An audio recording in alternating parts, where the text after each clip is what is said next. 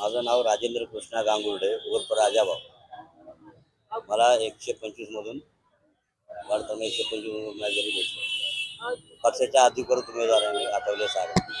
लोकांची काय समस्या आहे जे आपण निवडून आल्यानंतर सॉल्व्ह करणार? लोकांच्या समस्या या वार्डामध्ये जे रमाबाई कॉलनीमध्ये एक हॉस्पिटल आहे महानगरपालिकेचं. तर ते महानगरपालिकेचं हॉस्पिटल आहे. अगोदरच्या नगरसेवकाने 7 मजली बांधून देतो म्हणून आश्वासन दिलं होतं, पण ते अद्याप झालं नाही. लोकांना फसवलं. तर ते पहिलं हॉस्पिटलचं मी काम निवडून आल्यानंतर पहिलं काम ते करणार. आणि दुसरं बोललं तर मार्केटचा इथं मोठा प्रश्न आहे. लोक रस्त्यावरती धंदा लावून भाजीपाल्याचा धंदा करतात. लोकांना ते अडचण जाण्यास अडचण होते.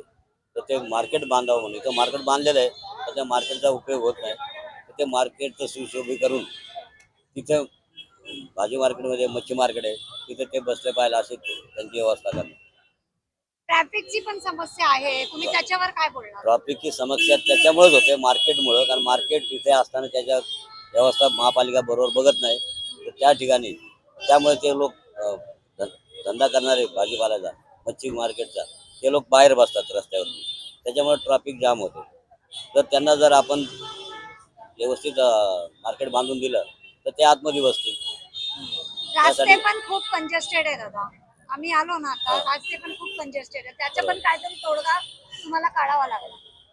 ते रस्त्यावरती जे कचरा बी टाकतात, काही लोक कचऱ्याचा धंदा करणारे भाजीपाल्याचा ते कचरा टाकतात. कचरा टाकल्यामुळं गाड्या येण्या जाण्यास प्रॉब्लेम होतो.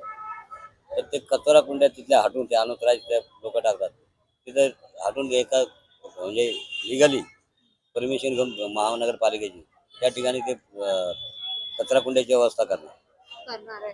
आणि तुम्ही जनतेला काय आव्हान देणार? तिथेच्या वार्डच्या लोकांना काय बोलणार? जनतेला एकच आव्हान देणार इथे, कारण ह्या विभागामध्ये रमाबाई कॉलनी वसाहत 50-60 वर्षे झालेले या ठिकाणी निर्माण होऊन. तर या समोर आमच्या इथे जो प्रवेशद्वार आहे माता रमाबाई आंबेडकर नगरचा, त्या ठिकाणी इथल्या अगोदरच्या प्रतिनिधींनी हा समोरचा ब्रिज आहे, हा ब्रिज याची जागा नियोजित जागा तिथं उद्घाटन पलीकडे होतं.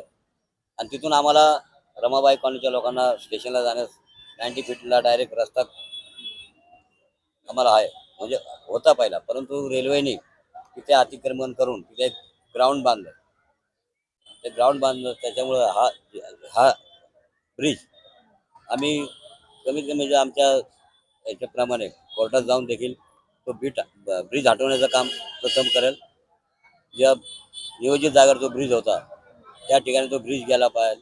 त्यामुळे आमच्या रमाबाई कॉलनीतील नागरिकांना स्टेशनला जाण्यास किंवा राजवाडी जाण्यास जो त्रास होतोय तो कमी होईल, असे त्यांच्यासाठी प्रयत्न करा. आपल्याला चिन्ह काय भेटलं आणि मतदार राजाला आपल्याला मतदान करण्यासाठी काय वाटतं? मला चिन्ह भेटलं सिलेंडर, गॅस सिलेंडर. मतदारांना आवाहन करणार तर आत्तापर्यंत इथे आम्ही म्हणजे दुसऱ्या पक्षाचे नगरसेवक निवडून गेलेले, त्यांनी आता काही काम केलं नाही. तर ते काम करण्याचा मी प्रयत्न करेल. तर लोकांना आवाहन करेल त्यावेळेस तुम्ही मला सहकार्य करा. कारण मी या ठिकाणी या वसाहतीमध्ये माझा जन्मापासून मी इथं राहिला आहे. त्यासाठी लोकांना आवाहन करेल की तुम्ही यावेळेस मला एक चान्स द्या. तुम्ही चान्स दिल्यानंतर मी निवडून आल्यानंतर ते तुम्हाला जे मी आश्वासन दिलं ते पूर्ण करण्याचा काटोकाट प्रयत्न करेल.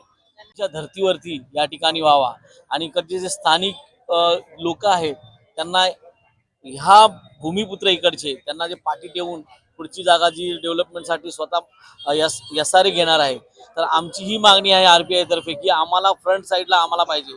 आम्ही फ्रंटला येणार आणि कारण की आम्ही इकडचे स्थानिक आहोत आणि प्रत्येकाला 1000 स्क्वेअर फूट घर मिळावं ही आठवले साहेबांनी मागणी केली आहे आणि त्या मागणीसाठी आमचे राजाभाऊ प्रयत्नशील असतील असे मी या ठिकाणी मतदारांना सांगत आहे.